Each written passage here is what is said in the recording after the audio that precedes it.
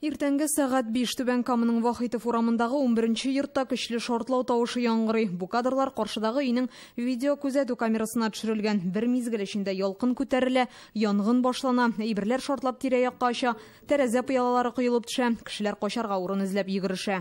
Мы проснулись в 5 утра от того, что был мощный взрыв. Иртүк шартлау тавышына уянып киттек. Безнең тәрәзә белән бүлмә ишеге ватылып төште. Соңыннан бик көчле газ исе кирде. Шундый курыктык, документларны һәм баламны алып чыгып йөгердем.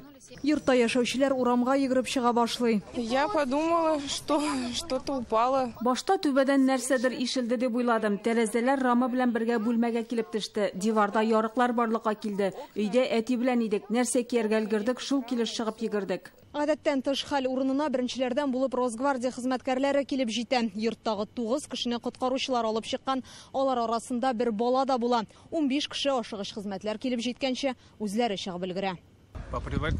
Беренчел мәгълүмат буенча, бүген иртән Вахитов проспектындагы йортларның берсендә газ шартлаган. Зыян күрүчеләр хастаханәдә прокуратура килеп чыккан хәлнең сәбәпләрен ачыклый.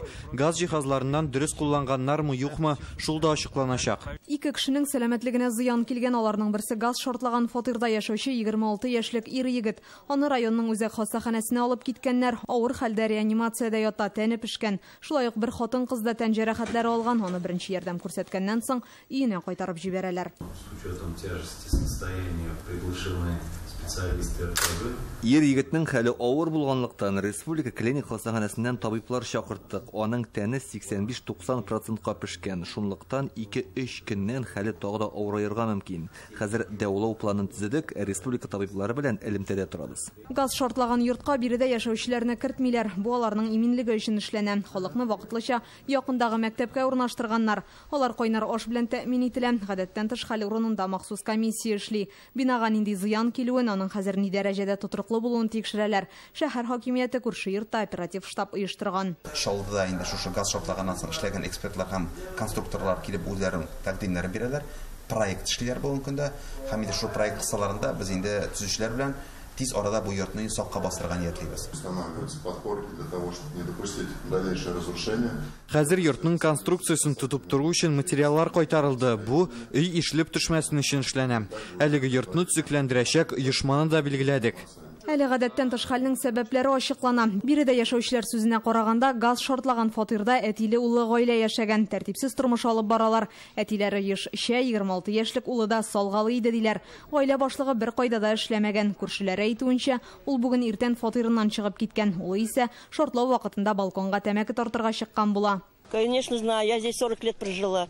Мин монда 40 ел яшим. Бу гаиләнең дә белән монда бер ир тора иде. Ул инвалид, бер җирдә эшләмәде, гел эчә иде. Ул Чаллыда эшләде, монда кайтып йөрде. Әтисе белән кичә генә талаштылар. Имин гаилә түгел иде. Фаҗига килеп чыккан йортта газ хезмәте белгечләре бер ай элек тикшерү үткәргән була. Барда тәртиптә иде диләр.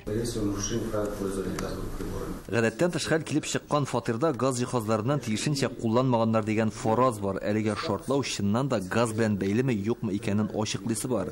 Тикшерү нәтиҗәләре билгеле булганнан соң тиешле чаралар күрәчәкбез.